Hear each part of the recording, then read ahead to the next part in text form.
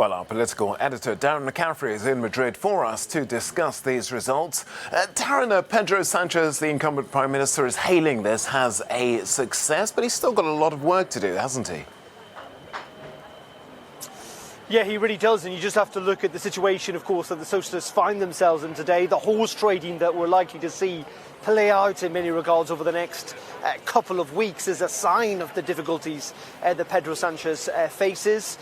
Who potentially does he try to team up with? Will he have to rely on the support of those Catalans or Basque nationalists? But be in no doubt, I think, Pedro Sanchez today totes can be pleased with the results. He has managed to increase support for his party quite substantially.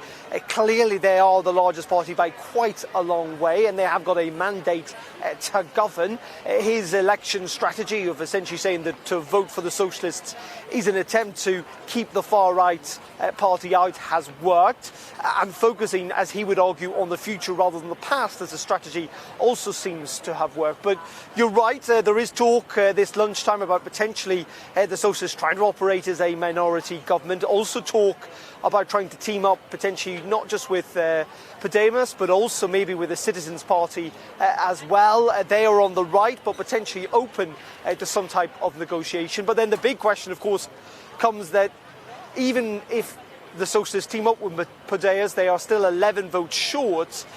Could they try and strike a deal with the Catalans? And if they can, on what basis? What will they demand in return? Well, one party he won't be partnering up with is the hard right Vox party. It's come into Parliament now. It's a hugely symbolic move, but how significant is it?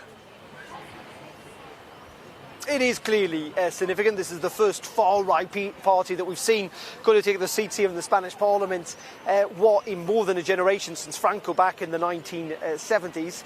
That is clearly quite significant for Spain. It's been a very bitter battle, this election campaign.